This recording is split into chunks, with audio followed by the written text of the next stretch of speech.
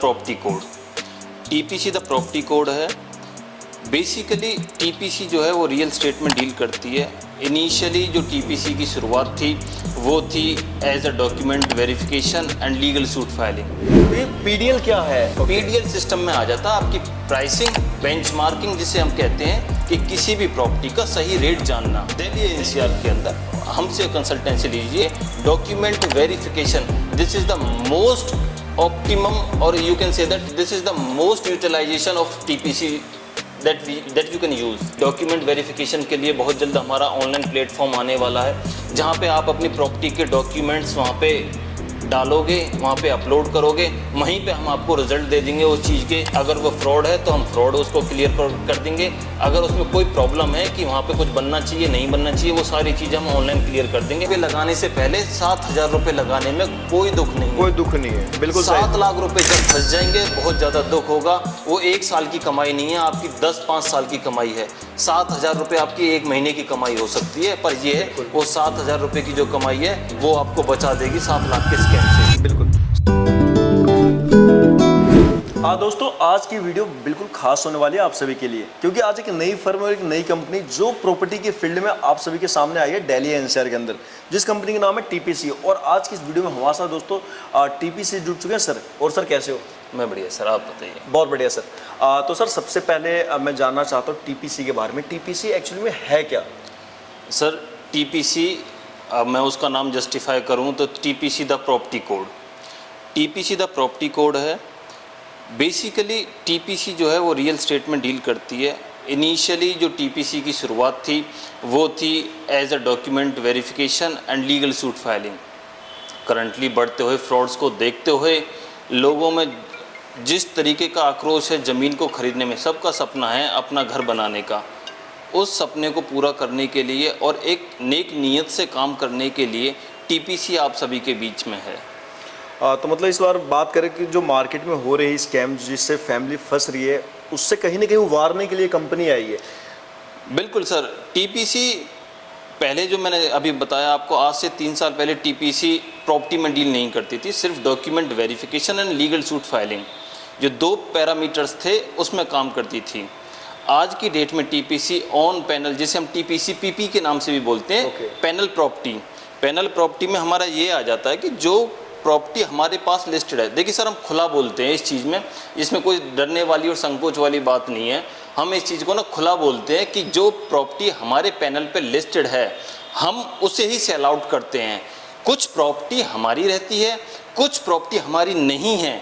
हम ये चीज़ बड़ी खुल के और स्पष्ट रूप से कहते हैं कि जो प्रॉपर्टी हमारी नहीं है वो पर हमारे पैनल पे लिस्टेड है, हम उसे सेल आउट करते हैं और उसकी गारंटी 101% गारंटी हमारी रहेगी उस चीज़ मतलब की। किस बिहाफ पे जो आप ये लिस्टिंग करते हैं, जैसा आपने बहुत अच्छी बात की कि लिस्टिंग चेक करके जी। बट क्या जो है पैटर्न होता है टीपीसी का किसी भी प्रॉपर्टी को चेक करने के बाद सेल करने का? सर सबसे पहले हम उसमें चेक करते हैं कि जो हमारे पास प्रॉपर्टी लेके आए क्या उसके नाम एक्चुअल प्रॉपर्टी है। मीन्स जब अगर मान के चलो एक्स बंदा अगर प्रॉपर्टी लेके आता है और वो कहता है कि ये मेरी प्रॉपर्टी है, इसे आप प्रॉपर्टी प्लॉट्स में सेल आउट कर दो, तो हम सबसे पहले चेक करते हैं कि उसकी जो प्रॉपर्टी है वो एक्चुअल में उसी के नाम है। अगर वो एक्चुअली में उसी के नाम नहीं है, जेन्युइनली उसी के नाम नहीं है, तो उसका कोई हक नहीं है उसे बेचने का। उस केस में हम उसको बिल्कुल नेगलेक्ट कर देते हैं, कोई उसमें फर्दर नेगोशिएशन का राउंड नहीं रहते, उस प्रॉपर्टी को हम बिल्कुल भी सेल आउट नहीं करते। सेकंड थिंग आती है सर, अगर ज़मीन पुश्तैनी है तो उसके फोर फादर्स के नाम उसमें ज़रूर होंगे। अगर उसने परचेज़ की है तो सेल एग्रीमेंट, सेल डीड उसके नाम होगी। अगर प्रॉपर्टी अनऑथराइज्ड है, अगर अनऑथराइज्ड प्लॉटिंग हो रही है उसमें, तो कोई फर्दर उसके पास रेगुलेशंस तो होंगे नहीं, रूल्स एंड रेगुलेशंस तो होंगे नहीं। अगर अप्रूव्ड है तो रेरा अप्रूव्ड है। जैसे मान के चलिए आज हम एसोसिएट का एक ग्रुप है, एसोसिएट काफ़ी अच्छा बड़ा ग्रुप है, उसका एक अभी हमारे पास प्रोजेक्ट है लेवेंडर ग्रीन्स। ओके। ये पलवल जो टोल पड़ता है, गदपुरी टोल, उससे आगे पड़ता है, तो वहाँ पे अभी है और नियरली 45-46,000 पर स्क्वायर यार्ड का वहाँ पे रेट्स हैं, वो हम सेल आउट करा रहे हैं, रेरा अप्रूव्ड है, उसमें कोई प्रॉब्लम मतलब अपने जितने भी जो पॉइंट्स है जो टीपीसी के, उस पर चेक करने के बाद, वेरीफाई करने के बाद ही आप उस फील्ड में जाते हो, उस प्रोजेक्ट को टच करते हैं, मतलब उसे उठाना। हम हाथ लगाने से पहले, उसको किसी को आगे परोसने से पहले हम पहले उसे खुद खा के देखते हैं। उसमें है क्या? जी। हाँ सर, बात करते हैं जैसा कि आपने कहा टीपीसी इस तरीके से काम करते हैं दोस्तों, जो अपने लेवल पे प्रॉपर तरीके से चेक करने के बाद वो आपको परोसा जाता है। सर बात करते हैं यहाँ पे जो एक पीडीएल, शायद हमारी जो नई ऑडियंस है नहीं जानती, बट कुछ लोग हो सकता है जो फील्ड से हों उन्हें पीडीएल के बारे में पता होगा, तो ये पीडीएल क्या है? काफ़ी लोगों का डाउट रहता है। टीपीसी का जो उद्देश्य है काम करने का, मेन ऑब्जेक्टिव तो मैंने आपको बता दिया कि उसका एम क्या है। एम उसका है लोगों को फ्रॉड से बचाना और उन्हें सही ज़मीन सही रेटों में प्रोवाइड कराना। पर टीपीसी के और भी ऑब्जेक्टिव हैं जिन वर्क लाइन्स पे काम करती है टीपीसी, वो है पीडीएल सिस्टम। पीडीएल सिस्टम में आ जाता है आपकी प्राइसिंग, बेंचमार्किंग जिसे हम कहते हैं, कि किसी भी प्रॉपर्टी का सही रेट जानना। दिल्ली एनसीआर के अंदर हमसे कंसल्टेंसी लीजिए। एक मैं आपको और बता दूं इस चीज़ बीच में, सॉरी आपको थोड़ा सा रोकना चाहूँगा। बिल्कुल। कंसल्टेंसी हमारे यहाँ पे 100% फ्री है।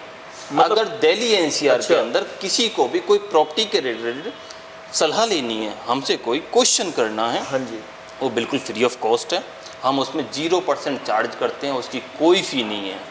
दूसरी बात आ जाती है, सर मैं पैडल सिस्टम में कंटिन्यू करना चाहूँगा। बिल्कुल। पैडल सिस्टम में प्राइसिंग जो सबसे पहले आ जाता है, बेंचमार्क जिसे हम बोलते हैं। ठीक है। सेकंड पॉइंट आ जाता है डॉक्यूमेंट वेरिफिकेशन। डॉक्यूमेंट वेरिफिकेशन जो है वो दिल्ली एनसीआर में आप कहीं भी प्रॉपर्टी परचेज करिए, उसका डॉक्यूमेंट वेरिफिकेशन हम करेंगे।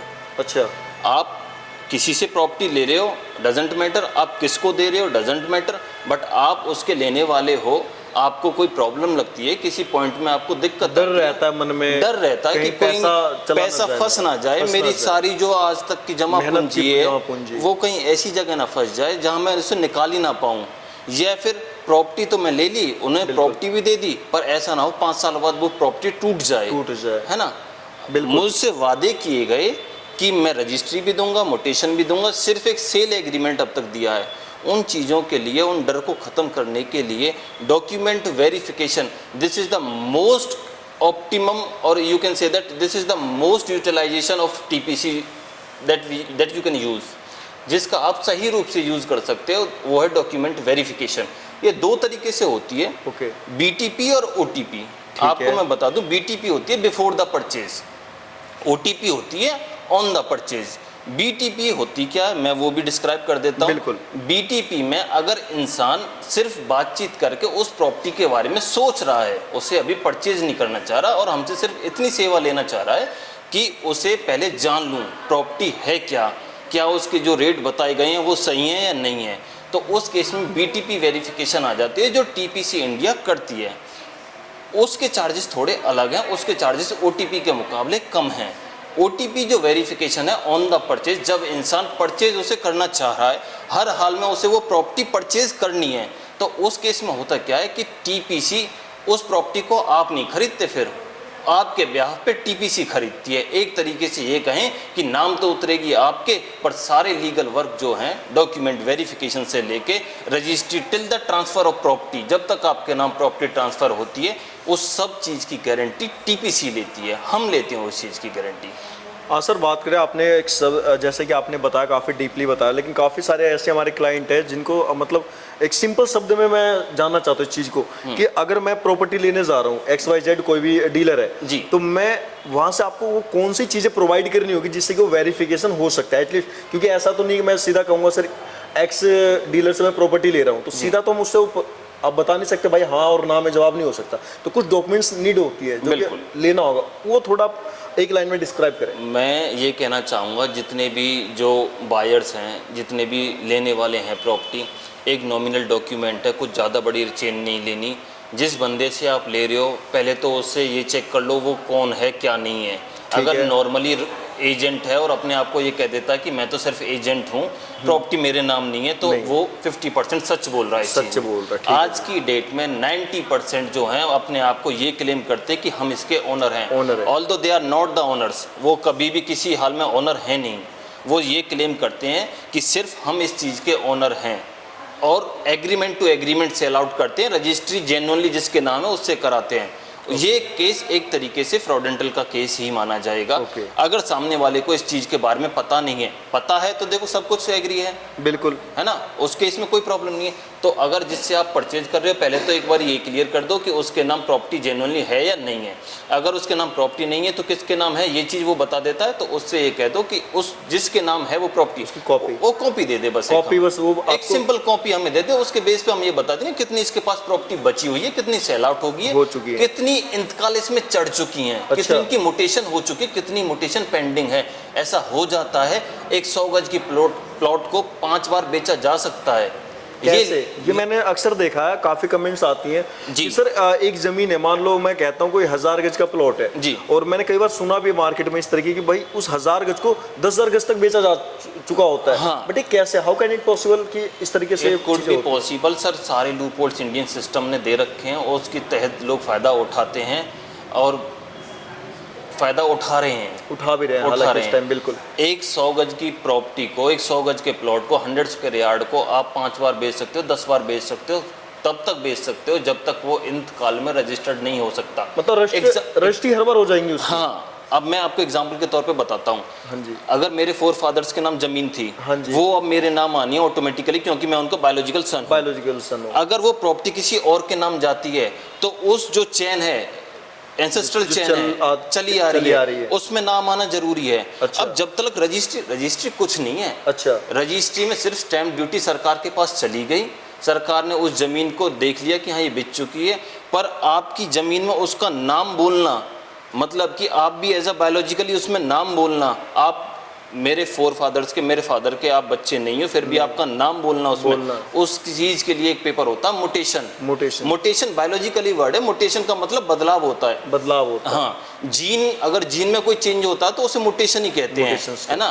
कोई डिजीज, कोरोना अगर वायरस आया, उसने अगर हमारी जीन में चेंज कर दिया तो उसे मोटेशन ही कहते हैं। ये मोटेशन वही मोटेशन है जो मोटेशन प्रॉपर्टी की मोटेशन होती है।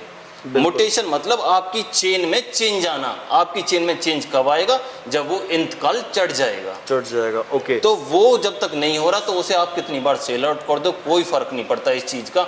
10 बार सेल आउट करो, 15 बार सेल आउट करो, डजेंट मैटर, कोई फर्क नहीं पड़ता किसी को। बिल्कुल। तो दोस्तों, जैसा कि सर ने बताया, बहुत अच्छी बात बताई। जैसे आप सभी बहुत बार पूछते थे ना, एक जमीन कैसे बिकती है कई बार, तो इस तरीके से एक 100 गज की ज़मीन को भी 5 बार बेचा जा सकता है। ऐसा जैसा कि सर काफ़ी टाइम से तो इन्होंने बताया, और ऐसा पॉसिबल है मार्केट के अंदर। तो इन सभी चीज़ों से बचने के लिए टीपीसी आई है मार्केट के अंदर। सर बात करते हैं यहाँ पे अब थोड़ा सा कंपनी के बारे में कि जो टीपीसी इंडिया है, करंट में वर्क कहाँ पे कर रहा है, क्या लोकेशन है इनके पास जहाँ पे ये वर्क कर रहे हैं? जी देखिए सर, टीपीसी इंडिया अभी फ़िलहाल ऑफलाइन काम कर रही है, ऑनलाइन थ्रू प्रमोशंस हैं, नथिंग एल्स। ऑफलाइन ऑफिस पे है जो काम है सारा। उसके बाद टीपीसी इंडिया अभी सिर्फ दिल्ली एनसीआर में काम कर रही है। Only NCR? आप Delhi NCR up to Vrindavan तक हम काम कर रहे हैं, और you can say that Mathura तक हम काम कर रहे हैं। दिल्ली एनसीआर को अगर थोड़ा और एक्सटेंड करा जाए जी।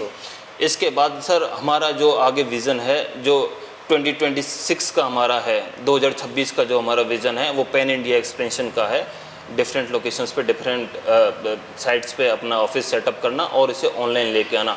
ऑनलाइन का मैं अपना विज़न बता दूं, डॉक्यूमेंट वेरिफिकेशन के लिए आप सबको जानकर खुशी होगी कि डॉक्यूमेंट वेरिफिकेशन के लिए बहुत जल्द हमारा ऑनलाइन प्लेटफॉर्म आने वाला है, जहां पे आप अपनी प्रॉपर्टी के डॉक्यूमेंट्स वहां पे डालोगे, वहाँ पे अपलोड करोगे, वहीं पे हम आपको रिजल्ट दे देंगे उस चीज़ के कि क्या आपके प्रॉपर्टी का स्टेटस है जिसे आप परचेज करना चाह रहे हो। अगर वो फ्रॉड है तो हम फ्रॉड उसको क्लियर कर देंगे। अगर उसमें कोई प्रॉब्लम है कि वहाँ पे कुछ बनना चाहिए, नहीं बनना चाहिए, वो सारी चीज़ें हम ऑनलाइन क्लियर कर देंगे। वहीं पे एक पेमेंट का ऑप्शन आएगा, वहाँ पे आप अपनी पेमेंट करके आप अपनी वेरिफिकेशन ऑनलाइन करा सकते हो। ये एक नया स्टेप है जो अपकमिंग हमारे कुछ ही महीनों में ये ऑनलाइन प्लेटफॉर्म आने के बाद हो जाएगा। ऑल्दो सारी तैयारी हो चुकी है, बस इसको आना बाकी है। हाँ, तो दोस्तों ये आप सभी के लिए और मार्केट में हो रहे स्कैम और जो हार्ड वर्क मनी है उनको बचाने के लिए इस तरह के प्लेटफॉर्म का मार्केट में आना बहुत ज़रूरी है, और टीपीसी ने इस तरह की जो है दोस्तों शुरुआत करा, तो बहुत अच्छी बात है कि काफ़ी सारे फैमिली को इससे जो है उनके हार्ड वर्क मनी जो है बचने वाली है। सर बात करते हैं, अगर अब करंट में बात करें कि जैसे आपके अंडर में हमने पहले वीडियोज़ बनाया हुआ है कि आप फरीदाबाद के अंदर प्रॉपर्टी सेल आउट कर रहे हैं जी। जो फरीदाबाद के अंदर है, तो मैंने देखा कि फरीदाबाद में भी कई तरह की जो प्रॉब्लम्स हैं प्रॉपर्टी के अंदर जी, तो इसके बारे में आप क्या कहना चाहते हैं? सर फरीदाबाद के अंदर अगर हम बात करें, दिल्ली एनसीआर की प्राइम लोकेशन है, एशियाज पुराना शहर भी, पुराना शहर है, एशियाज बिगेस्ट इंडस्ट्रियल एरिया है, सबसे पुराना इंडस्ट्रियल एरिया है। बात करें हम अगर 2 व्हीलर कन्वेंस की, जो मोटर बाइक्स हैं उसकी मैन्युफैक्चर में नियरली 60% योगदान इसका है। बिल्कुल। हैवी इक्विपमेंट्स की बात करें, इंडस्ट्रियल एरिया की अगर हम बात करें, हैवी इक्विपमेंट जेसीबी क्रेन्स हुई, बिल्कुल। Even though JCB UK based MNC है जिसका हेडक्वार्टर फरीदाबाद में ही है। अदर जो इक्विपमेंट्स हैं, एससी ही हुई आपकी, एस्कॉर्ट हुई आपकी, कुबूटा हुई आपकी, बड़ी बड़ी ये सारी बड़ी बड़ी कंपनी फरीदाबाद में हैं, बिल्कुल, है ना।